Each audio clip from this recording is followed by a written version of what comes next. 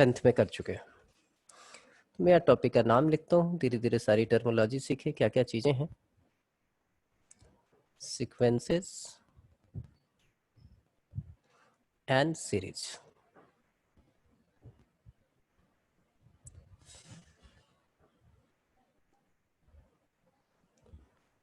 क्या मीनिंग है सीक्वेंस की और सीरीज की? सीक्वेंस क्या है? Sequence is basically arrangement of a number in a particular manner या पार्टिकुलर ऑर्डर। जो ऐसे अरेंज करके आप लिखोगे that is called the sequence. जैसे मैंने लिखा कि 1 3 5 7 9, ये एक सीक्वेंस है। मैं आपसे नेक्स्ट टर्म पूछूं तो आप 11 बता सकते हो, उसके बाद नेक्स्ट टर्म पूछूं तो 13 बता सकते हो, उससे नेक्स्ट टर्म पूछूं तो 15 बता सकते हो। और 10th में आपने इसको एपी कहा था। और ये अरेंजमेंट जो है नंबर्स की, इनको हम बोलते हैं that is called the sequence. Arrangement कुछ भी हो सकती है, ऐसा भी हो सकता है 1 then 2 then 2 square then 2 cube. अगला टर्म आप प्रेडिक्ट कर सकते हो 2 की power 4 and so on and so on and so on. This is called sequence. ऐसा भी हो सकता है 1/2 1/3, नेक्स्ट टर्म आपसे पूछी जाए 1/4, उसके बाद नेक्स्ट टर्म पूछी जाए 1/5, ऐसे चलता रहेगा। ये भी एक सीक्वेंस है। सीक्वेंस ये भी हो सकता है, देखिए 1 1 2 3 5 8 13 and so on and so on and so on. ये भी सीक्वेंस है। ये भी सीक्वेंस हो सकता है 1 -1 +1 -1 +1 -1, ऐसे चलता जा रहा है। ये भी सीक्वेंस है। तो सीक्वेंस क्या है? Arrangement of numbers in certain manner. किसी मैनर में आप उसको अरेंज कर रहे हो, उसको आप सीक्वेंस बोलते हो। और मोर और लेस आप समझो कि जब एनटीएससी की तैयारी करा रहे थे सर लोग आपके और रीजनिंग पढ़ाते थे, तो नंबर बेस्ड जो ये आता था वो सीक्वेंस ही था। आपको प्रेडिक्ट करना था कि इसका 4th टर्म क्या होगा, इसका 10th टर्म क्या होगा। ये सारी जो है प्रेडिक्शन जो आपको करनी होती थी वो हमारा क्या था? यही था, सीक्वेंस था। तो सीक्वेंस की बात तो समझ में आ गई। सीक्वेंस आने के बाद सीरीज का क्या मतलब है? अब इसी सीक्वेंस को मैं ऐसे लिख दूं 1 + 3 + 5 + 7 + 9 + 11 and so on and so on and so on. तो इसको हम बोलेंगे series. That means summation of all the terms of a sequence is called series. Series क्या है? समेशन है उसका। और सीक्वेंस क्या है? उसको आप कॉमा के साथ सेपरेट करके वो पार्टिकुलर ऑर्डर लिखोगे, that is called the sequence. अब ये दो बातें समझ में आ गई कि सीक्वेंस किसको कहते हैं और सीरीज किसको कहते हैं। अभी थोड़ी देर में आगे बढ़ेंगे तो प्रोग्रेशन सीखेंगे कि भाई प्रोग्रेशन क्या होता है। और एक प्रोग्रेशन आपने पढ़ा हुआ है 10th में, that is called the arithmetic progression, AP. अब सीक्वेंस को हमने कैटेगराइज किया। बोले सीक्वेंस कैसे कैटेगराइज होगा, तो देखते हैं। हमने कैटेगराइज किया सीक्वेंस को दो पार्ट में। एक का नाम दिया हमने रियल सीक्वेंस,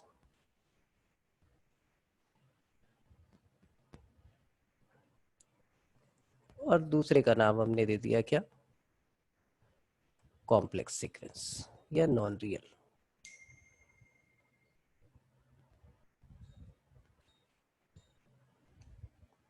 रियल सीक्वेंस का मतलब क्या है कि जब सीक्वेंस में नंबर सारे रियल हो तो सीक्वेंस को आप क्या बोलोगे? That is called the real sequence.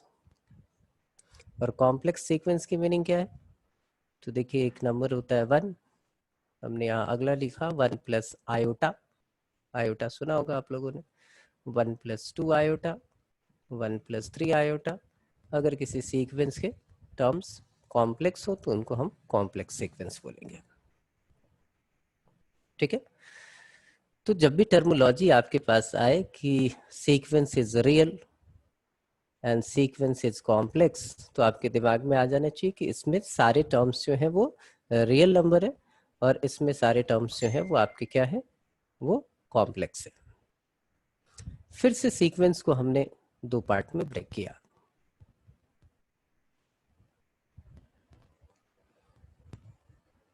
एक लिखा हमने फाइनाइट सीक्वेंस,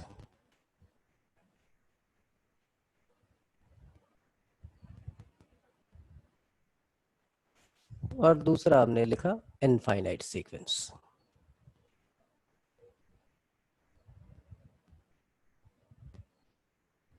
फाइनाइट सीक्वेंस एक ऐसा सीक्वेंस जिसमें नंबर ऑफ टर्म्स फाइनाइट हो, जैसे 1 3 5 7 9।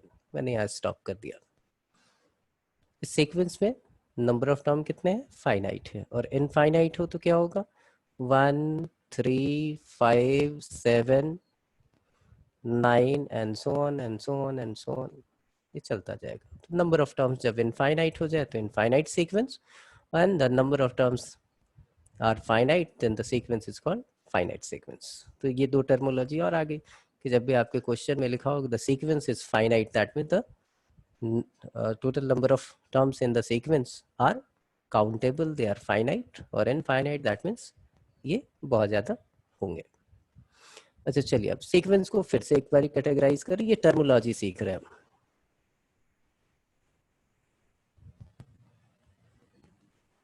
इसमें आएगा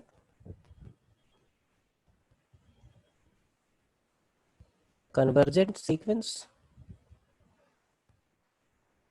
और आएगा डाइवर्जेंट सीक्वेंस। कन्वर्जेंट का मतलब क्या होता है कि अगर वो सीक्वेंस जो है किसी पार्टिकुलर नंबर की तरफ अट्रैक्ट हो रहा है, उस पार्टिकुलर नंबर की तरफ अप्रोच कर रहा है, तो उसको आप बोलोगे कन्वर्जेंट। जैसे ये है 1 1/2 1/3 1/5 1/6, ये धीरे धीरे धीरे धीरे धीरे धीरे कहाँ अप्रोच कर रहा है? This sequence is approaching to 0, so it is called convergent. और डाइवर्जेंट की मीनिंग क्या होगी? जैसे कि लिखा था 1 2 3 4 5 6, ये कहाँ पे जाके ये जो है किधर जा रहा है? ये इन्फिनिटी की तरफ टेंड्स कर रहा है, ये बहुत बड़ी वैल्यू हो जाएगी, तो इस सीक्वेंस को बोलेंगे that is called the divergent sequence. ठीक है, कोई दिक्कत नहीं। तो सीक्वेंस आपने सीख लिया। जो लोग अभी लेट आए हैं एक बारी देख लें। सबसे पहले उसको मैंने बताया कि सीक्वेंस की डेफिनेशन क्या होती है। किसी पार्टिकुलर मैनर में अगर आप नंबर अरेंज करके लिखोगे that is called the sequence, उसको हम क्या बोलेंगे? That is called the sequence. ये भी सीक्वेंस है। सीक्वेंस को हम क्या बोलते हैं? आप पढ़ के आए हो एपी, ऐसे मल्टीप्लाई करते रहते हैं। सीक्वेंस को बोलते हैं जीपी, ज्योमेट्रिक प्रोग्रेशन। ये रेसिप्रोकल में लिखा है, इसका उल्टा करेंगे तो एपी हो जाएगा, इसलिए इसका नाम हम लिखते हैं एचपी। ये हमारा क्या है? ये फिबोनाची सीरीज है, रैबिट प्रॉब्लम है। ये क्या है? ऑसिलेटिंग सीरीज है। ये हमारे पास है कि ऑसिलेट कर रहा है। एक ये भी सीक्वेंस याद रखना है कि ऑसिलेट कर रहा है। ऑसिलेट कैसे कर रहा है? 1 -1 1 -1 1 -1, और इसको डाइवर्जेंट के ही कैटेगरी में रखते हैं कि ये डाइवर्ज कर रहा है, ये डाइवर्जेंट सीक्वेंस है हमारा।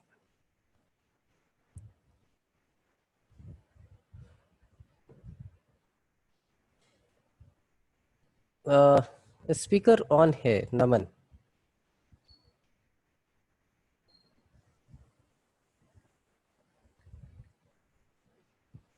आवाज आ रही है सबको? Yes sir. तो नमन तुम्हें क्या प्रॉब्लम है? आ गया नमन। हाँ नमन,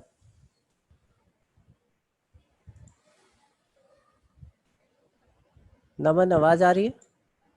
यस सर। अच्छा अच्छा, ठीक है। वो पहले का भेजा था इसका मतलब। अरे चैट ऑन कर दो, हाँ चैट ऑन कर दो। रिकॉर्डिंग ना? नहीं चैट। क्यों, क्या हो गया? चैट क्यों ऑन करना है? सर मेरे मुंह में दर्द हुआ था आज, तो फिर मैं बोला ही था, रात में दर्द था। अच्छा कोई बात नहीं, आप व्हाट्सएप पे भेज दीजिएगा, चैट ऑन करने में फिर प्रॉब्लम रहेगी, ठीक है ठीक ना? है सर। हाँ okay.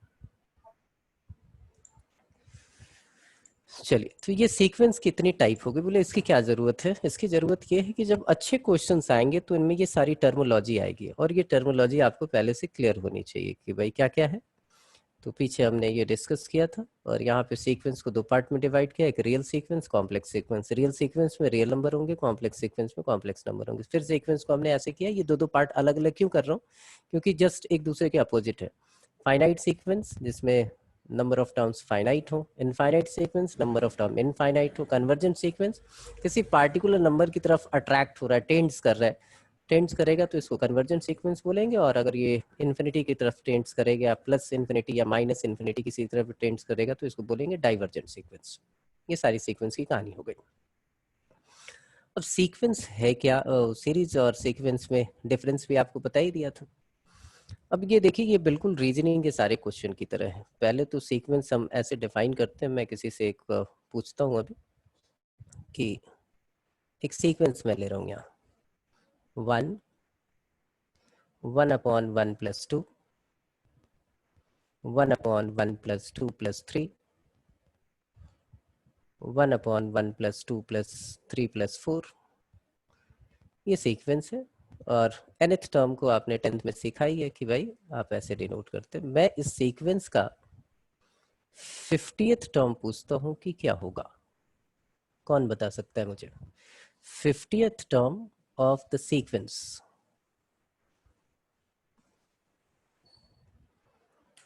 50th term of the sequence, इस सीक्वेंस का 50th टर्म क्या होगा?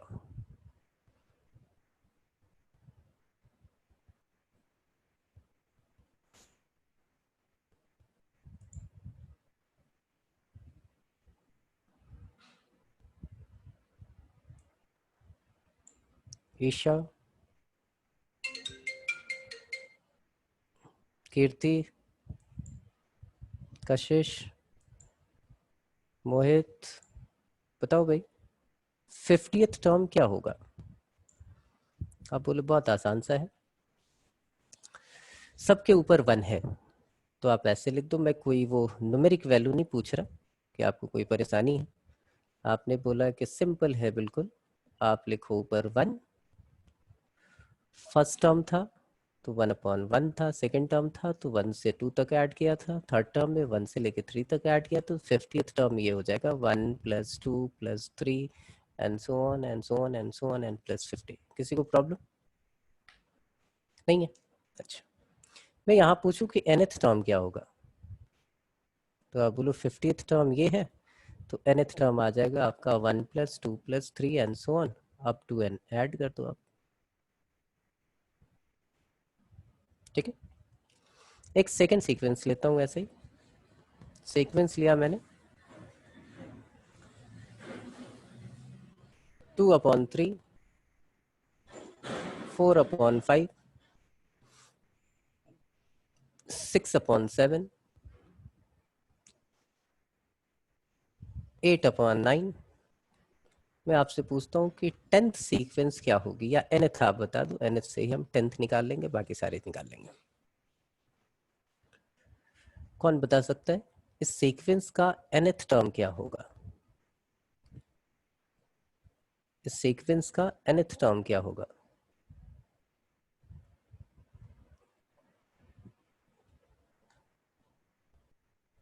nth term of the sequence, Kirti बोल बेटा।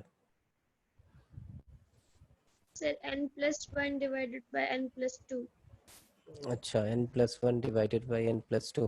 अच्छा चलिए मैं लिख देता हूँ, ये कीर्ति ने बताया कि सर ये लिखो n+1 डिवाइडेड बाई n+2।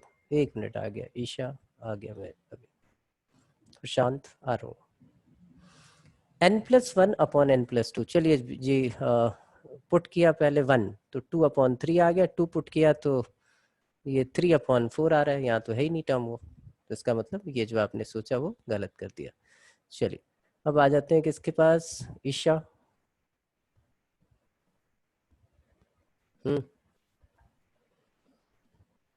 बोलो बेटे। प्रशांत। यस सर, nth रिटर्न की वैल्यू आएगी 2n डिवाइडेड बाय 2n + 1। अच्छा ईशा, ये ठीक बता रहे क्या प्रशांत? प्रशांत ने ठीक बताया या कुछ और होगा? ईशा,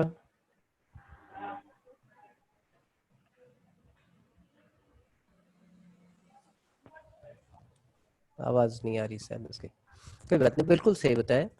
प्रशांत की बात सही थी। प्रशांत ने जो बताया कि सर आप यहाँ लिखो, जब भी आप सीक्वेंस अपना निकालो तो उसको चेक कर लो, आप जो बोल रहे हो वो आ रहा है कि नहीं। दैट इज 2n+1, n की वैल्यू आपने क्या ली 1, ये क्या आया, दैट इज 2/3, 2 ली तो 4/5, 3 ली तो 6, बिल्कुल सही है, तो ये हमारा सीक्वेंस बिल्कुल सही हो गया। हाँ हाँ हाँ हाँ ईशा, हाँ बताओ। ईशा जितेंद्र अनम्यूट कर सकते हो आप, बोलो।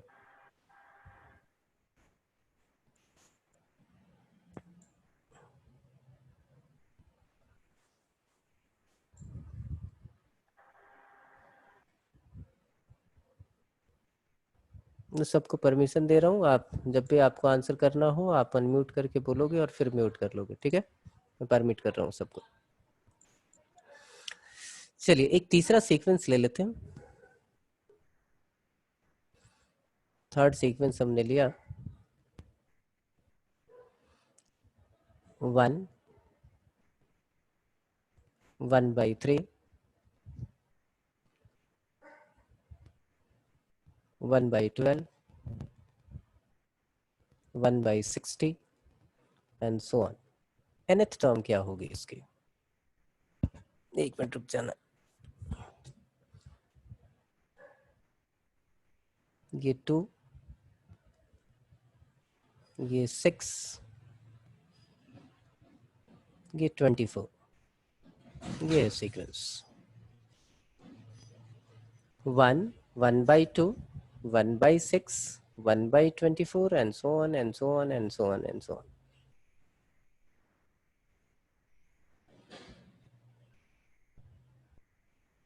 nth टर्म क्या होगी सीक्वेंस की? आप समझिए एक तरीके से हम लोग रीजनिंग वाला पूरा पार्ट कर रहे हैं। रीजनिंग में जैसे पूछा जाता था कि नेक्स्ट टर्म प्रेडिक्ट करो, वही प्रेडिक्शन आप कर रहे हो। तो आप बताइए कि मुझे नेक्स्ट टर्म क्या होगी इस सीक्वेंस की?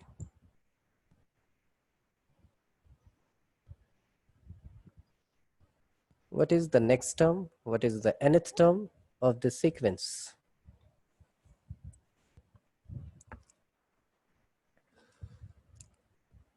आप बोलो सर। देखो ये सीक्वेंस ऐसा है बेसिकली। प्रशांत, हाँ Yes, बोलो। sir. 1 बोलो divided प्रशांत। by हाँ sir, 1 divided by 2 bracket में n minus 1. 1 divided by 2 bracket में n-1। Yes, sir. अच्छा चलिए हम फोर्थ टर्म निकालते हैं। फोर्थ टर्म निकाले तो 2 × 3 6, ये तो थर्ड टर्म आ रहा है भाई। अच्छा फिफ्थ टर्म निकाल लेते हैं। फिफ्थ टर्म 1/8 नहीं होगा। Sir, 1/n into n-1. ना, देखें। अच्छा चलो ये भी देख लेते हैं। 1/n into n-1। पहली टर्म निकालो, फर्स्ट टर्म इन्फिनिटी आ गई, ये तो 1 है।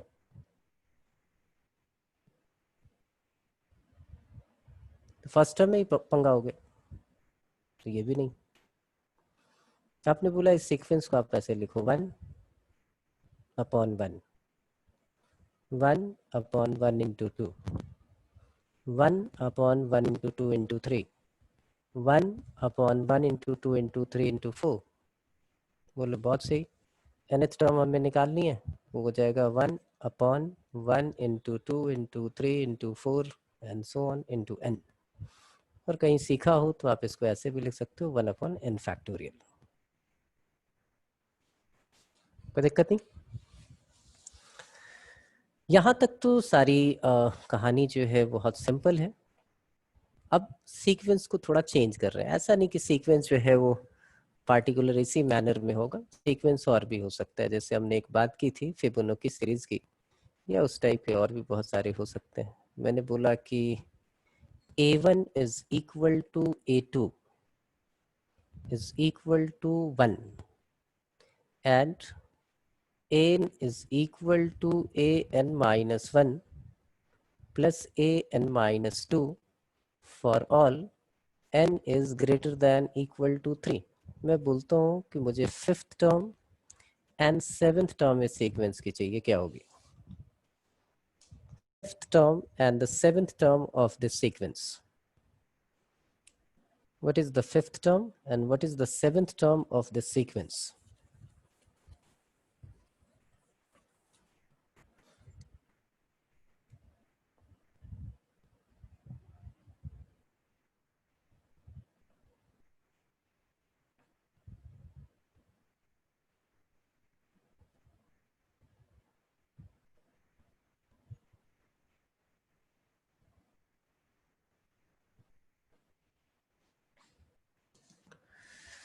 ये सीक्वेंस देखिए, उसने बोला फर्स्ट टर्म 1 है, सेकेंड टर्म 1 है। आपको थर्ड टर्म निकालना है तो ये फॉर्मूला यूज करना होगा, A3 is equal to A2 plus A1, that means 1 plus 1 वो कितना आ गया, that is equal to 2। Fourth term आपने निकालना है, फोर्थ टर्म क्या होगा, third term plus second term, third term is 2, second term is 1, 2 plus 1 that is equal to 3।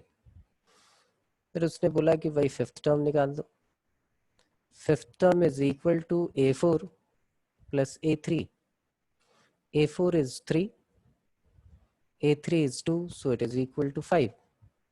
अब पूछा जाए A6 निकालो, तो A6 क्या है हमारे पास, A6 is equal to A5 plus A4, that is 5 plus 3, that is equal to 8।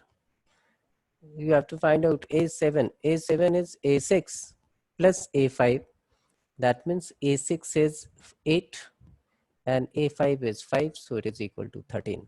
तो A5 आपने निकाल लिया, A5 is 5 and A7 is equal to 13। तो आपसे ऐसे कोई सीक्वेंस की टर्म पूछी जा सकती है। एक क्वेश्चन तो ये है, एक और ले लेते हैं। फिफ्थ एक सीक्वेंस है n that is equal to n square when n is even and it is equal to 2n minus 1 whole square when n is odd। और मैं आपसे पूछूं कि find the fifth term of the sequence, तो conditional है, आपने बोला 5, okay odd ये वाला यूज करेंगे, फिफ्थ टर्म हो जाएगी 2 इंटू 5 माइनस 1 का whole square, that means 10 minus 1 that is 9 का होल स्क्वायर, ये 9 स्क्वायर हो गया 81। मैं आपसे पूछ लूं कि चलो A6 निकाल दो, अच्छा इवन इसका मतलब 6 का square that is equal to 36, ये आपका 6 टर्म हो गया। तो सीक्वेंस की एक और डेफिनेशन अब हमारे समझ में आएगी। मैं एक चीज पूछता हूं, क्या इस सीक्वेंस में हम -2th टर्म निकाल सकते हैं?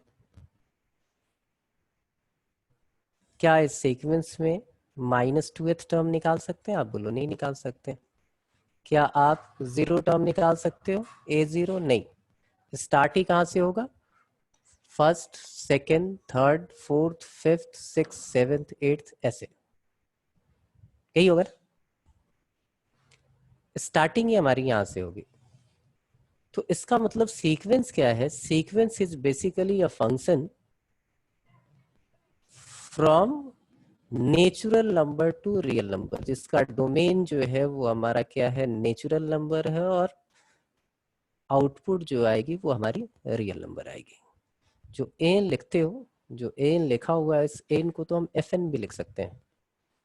कोई एक फंक्शन है F N is equal to N square, तो वो सेम कहानी है कि F of 1 1 square, F of 2 that means second term 2 square, F of 3 that is 3 square, तो ये सेम है। तो फंक्शन क्या है, सीक्वेंस आपसे कोई पूछे तो आप सीधा बोल सकते हो कि sequence is a function from natural number two real number. ठीक है, यहां तक की कहानी क्लियर? तो इस टाइप के छोटे छोटे क्वेश्चन होंगे, आप अपने स्कूल वाली बुक उठाओगे, एनसीईआरटी एलिमेंट जो भी है आपके पास, आरडी शर्मा, आरएस अग्रवाल, जो भी आपने परचेज किया है स्कूल के लिए, उसमें उठाओगे और इस टाइप के क्वेश्चन मिलेंगे वहाँ कि भाई ये एक सीक्वेंस है, इसका फिफ्थ टर्म निकाल दो, इसका 10th टर्म निकाल दो, इसमें फोर्थ टर्म और फिफ्थ टर्म का सम निकाल दो, जो भी सारी चीजें होंगी वो सारी चीजें आप निकाल सकते हैं। नेक्स्ट आ जाते हैं हम सीरीज पे। नेक्स्ट हम आगे किस पे, सीरीज के ऊपर। और सीरीज क्या है वो देखिए, सीरीज जो है वो आपको अभी बताया था कि सीक्वेंस की सारी टर्म्स को आप जब ऐड करते हो that is called the series. तो सीरीज जो है वो आपके पास ऐसे है कि अगर एक सीक्वेंस है आपके पास S, तो सीरीज जो है उसको अगर S से डिनोट किया तो ये इसके इक्वल होता है सिग्मा AI के। आई की वैल्यू अगर n नंबर ऑफ टर्म्स है तो आई की वैल्यू 1 से लेके n तक जाएगी। इसका क्या मतलब होता है, ये टर्मिनोलॉजी आपने सीखी है। This is written as a1 plus a2 plus a3 plus a4 and so on plus n। आप इसको ऐसे लिखते हो। ये सीरीज होती है नॉर्मली सम या सीरीज, एस से हम इसको डिनोट करते हैं। जो भी सीक्वेंस होगी इसको एस लिखेंगे। और ये इंक बचाने का तरीका है कि सिग्मा आप कहाँ कहाँ पे यूज करोगे। अब छोटी छोटी चीजें यहाँ से सीख लो कि भाई कैसे कैसे नोटेशन में हमें लिखना है। तो इसको बोलते हैं समेशन प्रॉपर्टीज।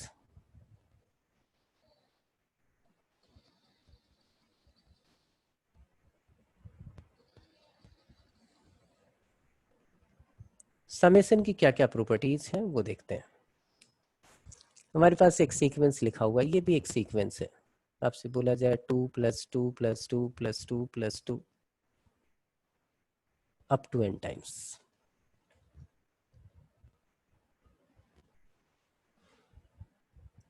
तो बेसिकली ये क्या है, अगर इस सीक्वेंस का nth टर्म प्रेडिक्ट करने के लिए बोला जाए तो दैट इज 2। फर्स्ट भी 2 होगा, सेकंड भी 2 होगा, 10th भी 2 होगा, nth टर्म भी 2 होगा, सारे 2 हैं। इस सीक्वेंस को हम कैसे लिखें, तो इसको आप लिखते हो सिग्मा 2 और i की वैल्यू यहाँ 1 से लेके n तक लिख देते हो। जिसको मैथमेटिक्स आती है उसको पता से ऐड करना है, n टाइम्स करना, और वो इसको 2n लिख देगा। तो समेशन की सबसे पहली प्रॉपर्टी हो गई कि कहीं पे ये लिखा हो सिग्मा ए कांस्टेंट है, या इसको ए की जगह कोई और टर्म यूज कर लो क्योंकि ए यहाँ बहुत यूज होना है। यहाँ पे हम के मान लेते हैं। और लिखा हो i is equal to 1 to n, तो इसका मतलब है इसकी वैल्यू क्या आ गई, that is equal to N के। उस के को हमें कितने टाइम्स ऐड करना है, n टाइम्स ऐड करना है। अच्छा, समेशन का दूसरा वो देखो, अगर कहीं पे ये ऐसे लिखा हुआ है कि twice of x1 plus twice of x2 plus twice of x3 plus twice of x4 plus so on twice of xn, इसको आप कैसे लिखोगे, तो आप बोलो इसको लिख दो sigma twice of xi i is equal to 1 to n। बोलो इसको ऐसे भी आप लिख सकते थे कि भाई आप 2 कॉमन ले लेते हैं और यहाँ पे लिखते हैं x1 plus x2 plus x3 and so on plus xn। तो आप इस वाली चीज को ऐसे भी लिख सकते थे, this can be written as 2 times of sigma xi i is equal to 1 to n। तो कभी आपको ऐसा मिले तो आपको प्रॉब्लम नहीं होनी चाहिए, आप बोलोगे सर ऐसे लिख सकते हैं sigma k into xi and I is equal to 1 to n, it can be written as k times of sigma xi I is equal to 1 to n। ठीक है, ये क्लियर है सबको, कोई दिक्कत तो नहीं। अच्छा, यहाँ देखिए एक और छोटा सा काम करते हैं।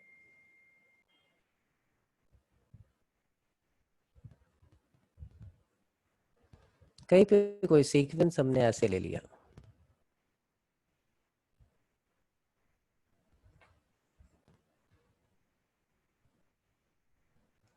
कहीं पे हमने सीक्वेंस ये ले लिया कि सीक्वेंस है आपका a1 plus b1 plus a2 plus b2 plus a3 plus b3 and so on and so on and so on plus n plus bn। इस सीक्वेंस को कैसे लिखोगे आप, तो sigma ai plus bi and i is equal to 1 to n, यही है। क्या मैं इसको ऐसे लिख सकता हूं, इस सेम स्टेटमेंट को, कि a1 plus a2 plus a3 and so on plus n को हमने एक साथ लिखा और फिर लिख दिया plus b1 plus b2 plus b3 and so on plus bn। तो फाइनली क्या बात हो गई, फाइनली ये हो गया कि भाई sigma ai is equal to 1 to n and plus sigma bi I is equal to 1 to n. अगर यहाँ माइनस होता तो यहाँ पे हम माइनस लगा देते, यहाँ पे ये जो साइन होता है ये हमारा माइनस का हो जाता। तो यहाँ से समेशन की एक और प्रॉपर्टी हमने सीख ली। समेशन की क्या प्रॉपर्टी है?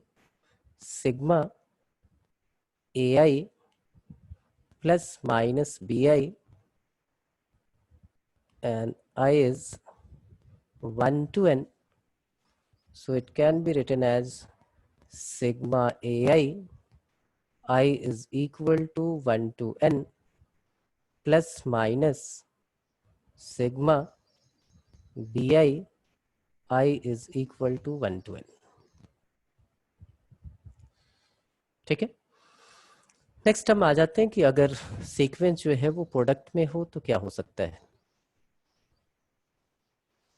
सीक्वेंस अगर हमारा प्रोडक्ट में है और उस सीक्वेंस का सम चाहिए, that means sum of that series, तो क्या उसको आप कैसे लिखोगे वो जरा चेक कर लें।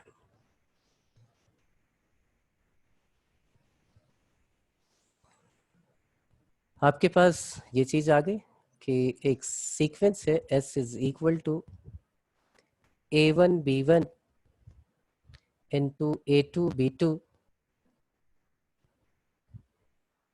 इंटू A3 B3, ये ऐसा कुछ है। A4 B4 ऐसा कोई सीक्वेंस है। लास्ट टर्म है आपके पास AN BN,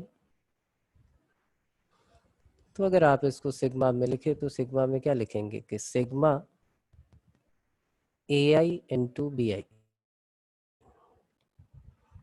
राइट। और I की वैल्यू जो है वो कहाँ से स्टार्ट होगी? हमारी I की वैल्यू 1 से लेके n तक स्टार्ट होगी। लेकिन आप इसको ऐसे बिल्कुल नहीं लिख सकते कि आप बोलो कि सर इसका प्रोडक्ट निकाल लो और इसका प्रोडक्ट निकाल लो, दोनों को मल्टीप्लाई कर दो। ये इसके इक्वल नहीं होगा। जैसे आप इस वाले सीक्वेंस को ऐसे तो लिख नहीं सकते कि A1 A2 A3 इन सबको एक साथ आप ले लो प्लस में और into B1 plus B2 plus B3 and so on Bn कर लो, क्योंकि ये आपको पता है कि जब ये मल्टीप्लाई होगा तो A1 B1 की भी टर्म आएगी, A1 B2 की भी टर्म आएगी, A1 B3 की भी टर्म आएगी, जबकि वो तो है ही नहीं है हमारे पास, यहाँ A1 B1 है। तो ये चीज याद रखनी है कि ये इसके इक्वल नहीं होगा। यहाँ से हो और ये मिस्टेक आप करते कि I is equal to 1 to n AI into BI is not equal to sigma I is equal to 1 AI into sigma I is equal to 1 to n BI, ये इसके इक्वल नहीं होगा। ठीक है, ये कोई प्रॉब्लम? कोई प्रॉब्लम है किसी को भी? नेहा,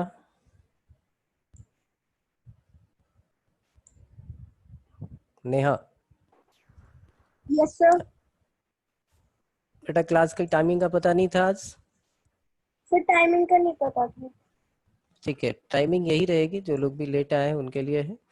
और आज फर्स्ट क्लास है आपकी सीक्वेंस एंड सीरीज की, तो आप जो है वो सारा जो है जो भी अभी पहले हुआ है रिकॉर्डिंग देख के सब कुछ नोट डाउन करोगे। और सबके लिए है ये इंस्ट्रक्शन कि भाई आपको जो है वो क्या करने का है। तो फर्स्ट एक्सरसाइज आपकी बुक में जो भी दिया होगा एक सीक्वेंस वाला, वो उसकी सारी एक्सरसाइज करनी है। ठीक है, कोई दिक्कत? जी sir. Okay, no sir. Okay bye.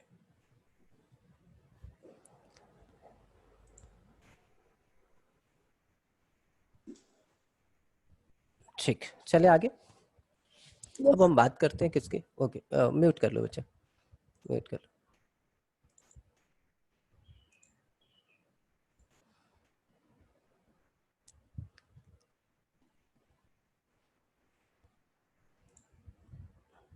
मैं आपको दूं कि कुछ फंडामेंटल और सीख ही लो, यहाँ उनकी जरूरत पड़ेगी। कि a1 a प्लस बी का होल स्क्वायर कौन बताएगा मुझे? a प्लस बी का होल स्क्वायर क्या होता है? That is a square plus 2ab plus B square. ठीक है, मैं आपसे पूछूं कि a plus B plus C का होल स्क्वायर क्या होगा, तो आप फटाफट बता दोगे मुझे। a square plus B square plus C square plus 2ab plus 2bc plus 2ac। अच्छा, मैं आपसे पूछ लूं कि a plus B plus C plus D का होल स्क्वायर क्या होगा, कौन बताएगा मुझे अब? a plus B plus C plus D का होल स्क्वायर। Anybody interested? नंदन?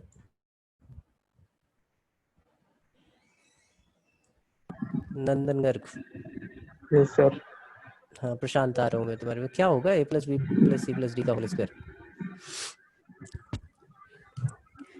नहीं पता सर। नहीं पता?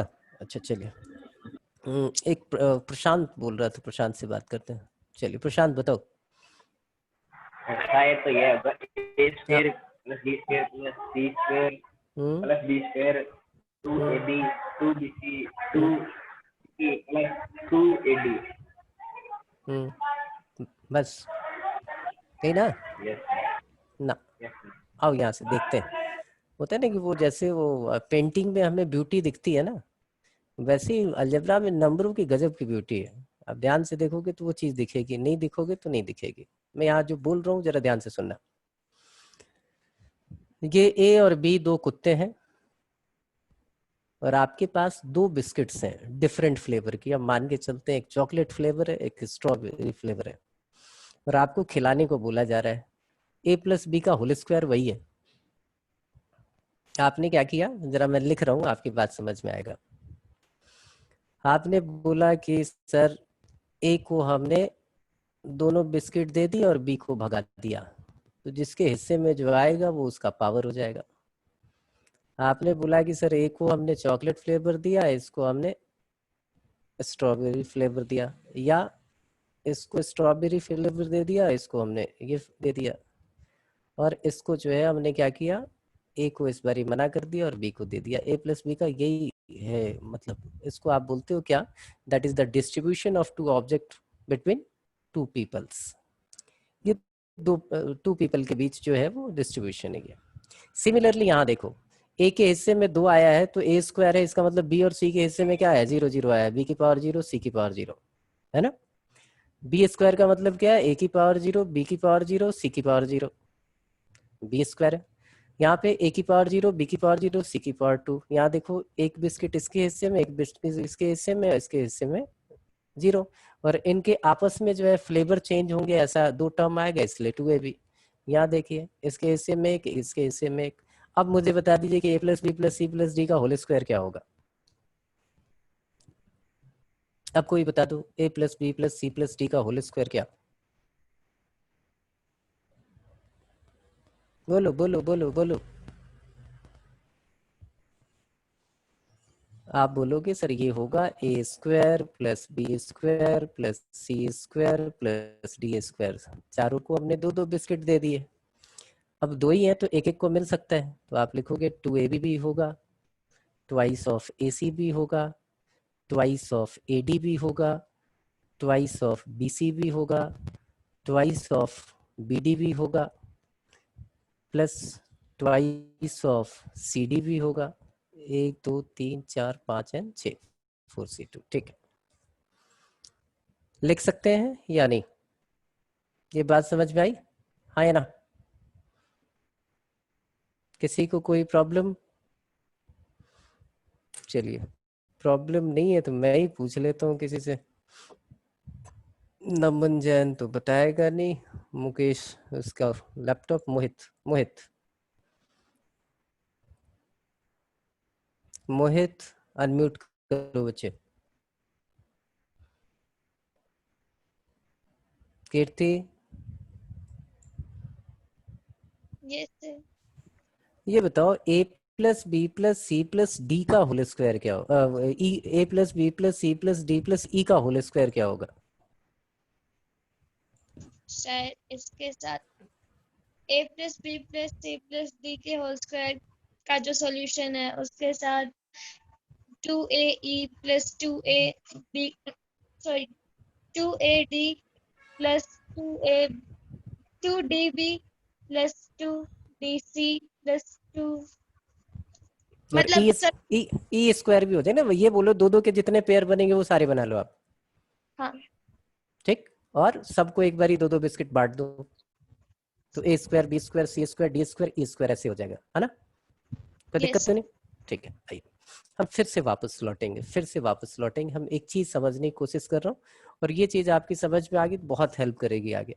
मैं इसको इस बार अब लिखता हूँ, ये फार्मूला तो क्लियर हो ही गया आपको। मैं आपको ये बताता हूँ कि देखो बेटा, इसको ऐसे लिखना है।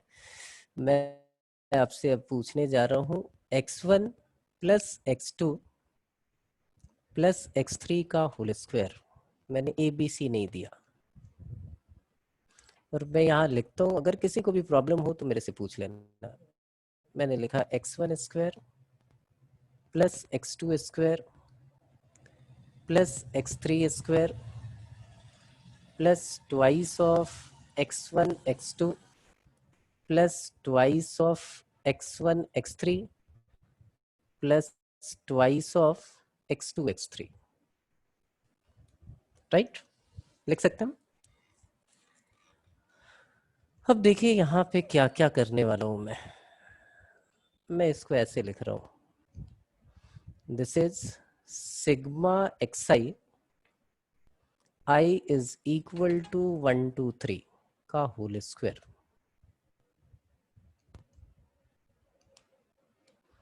ये हमारे पास तीन टर्म है, इनको हमने लिख दिया sigma xi summation of sigma xi square i is equal to 1 2 3 plus, इन तीनों टर्म को मैं कैसे लिख रहा हूं जरा देखना, ट्वाइस ऑफ, ये पहली बार आपको मिलेगा, थोड़ा परेशान भी हो गए लेकिन डरने का नहीं, xi into xj, i is greater than equal to 1 less than j and j is less than equal to 3। अब ये बात किसी के समझ में आई? आगे तो कितनी आई, नहीं आई तो कितनी नहीं आई?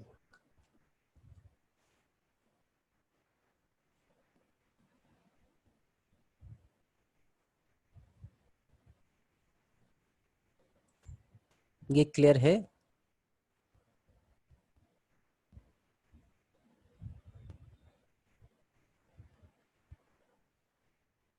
प्रियंका,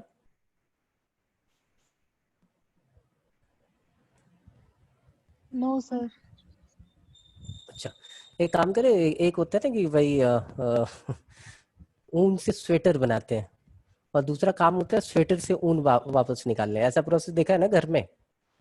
तो भाई हम यहाँ से यहाँ नहीं पहुंच पा रहे हैं किसी वजह से, तो हम उल्टा चलने की कोशिश करते हैं। चले, सिग्मा का मतलब क्या होता है? तो पहले आई की वैल्यू 1 पुट होगी, सिग्मा की वजह से प्लस आएगा, तो मैंने लिखा 1 पुट किया तो x1 plus x2 plus x3, 3 पर टर्मिनेट हो जाएगा क्योंकि मैक्सिमम 3 तक जाना है, इसका होल स्क्वायर था। तो इसको क्या मैं ये लिख सकता हूँ? हाँ या ना? हाँ या ना? किसी को प्रॉब्लम है अभी पूछ लो, ठीक है? ये वाली टर्म सेम है, बोलो कशिश। इस वाले में कंफ्यूजन है, ये एक बार दोबारा समझा दो। इस वाले में है ना? ये तो ठीक है ना दोनों? हाँ भाई आपने समेशन किया, समेशन में जो आएगा उसका होल स्क्वायर कर रहे हो, तो आपने सिंपल लिखा i इज 1 2 3, मतलब i की वैल्यू पहले 1 होगी तो x1 हो गया समेशन की वजह से, प्लस फिर i की वैल्यू चेंज होके 2 हुआ तो x2 हो गया, फिर i की वैल्यू चेंज होके 3 हुई तो x3 हो गया, x1 plus x2 plus x3 का होल स्क्वायर आ गया। ठीक है, ये तो ठीक है। तो इसको हम ये लिख सकते हैं, तो इसको भी हम ये लिख सकते हैं, तो कोई दिक्कत नहीं, 2 वे हो गया। आपने इसको ऐसे लिखा है, कोई दिक्कत नहीं। अच्छा यहाँ देखिए क्या, x1 का स्क्वायर, x2 का स्क्वायर, x3 का स्क्वायर, इसको मैंने लिखा सिग्मा xi का होल स्क्वायर। तो पहले i की वैल्यू 1 हुई तो क्या आएगा x1 स्क्वायर, फिर i की वैल्यू क्या आएगी 2 तो x2 स्क्वायर, फिर i की वैल्यू क्या आएगी 3, इसको क्या लिखेंगे दैट इज x3 स्क्वायर। कोई प्रॉब्लम? No sir. ठीक, अब यहाँ पे आ जाते हैं। यहाँ देखो ध्यान से जरा, आपको समझ में आएगा। दो समेसन लगे हुए हैं और दोनों i और j पे डिपेंडेंट है। दो समेसन किस लिए लगे कि दो लोगों की वजह से लगे हुए हैं। क्या मतलब दो लोगों की वजह से? जरा मैं इसको लिखता हूँ, इसकी मीनिंग क्या है जरा ध्यान से देखना। ये 2 है,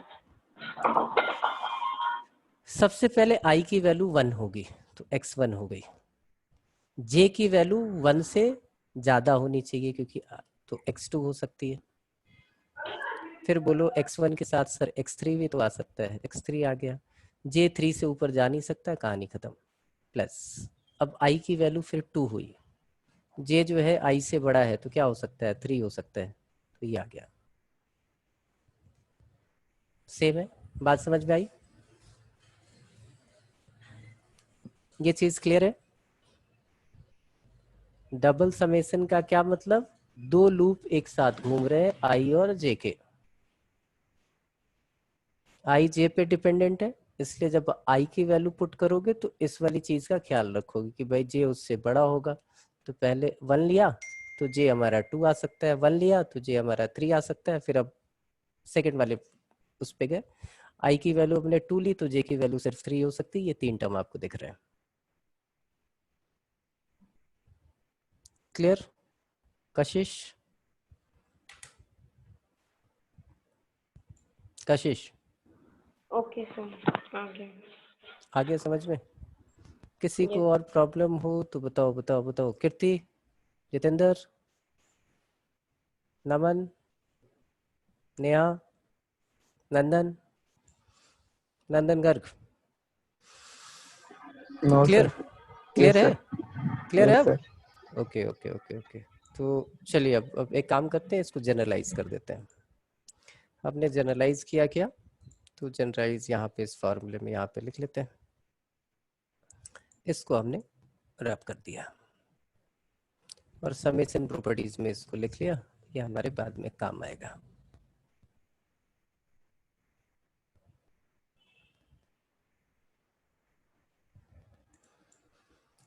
ये हमारे पास फिफ्थ आ गया।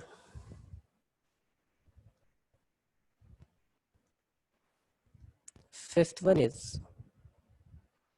अब ये टर्मोलॉजी सब आपके समझ में आ रही है कि क्या लिखा हुआ है। Sigma xi i is equal to 1 to n का होल स्क्वायर। तो आप बोलोगे सर हमारी समझ में आ गया। ये आप लिख रहे हो x1 plus x2 plus x3 plus x4 and so on plus xn का होल स्क्वायर। यहाँ पे मैं लिख रहा हूँ this is equal to x1 square plus x2 square plus x3 square. आप बोलोगे ऐसे लिख दो, आप हमारी समझ में अब आ रहा है। xi का whole square and i is equal to 1 to n। और फिर आता है 2x1 x2 2x1 x3 ऐसा चलता रहेगा। तो आप लिख दो 2, दो सिग्मा लगाओ, i और j को उस पर डिपेंड कराओ। तो आप i को लिखोगे नेचुरल नंबर ही है, i की वैल्यू 1 से बड़ी होगी, j से छोटी होगी और j की मैक्सिमम वैल्यू n होगी। और यहाँ पे आप xi इंटू xa लिख दें।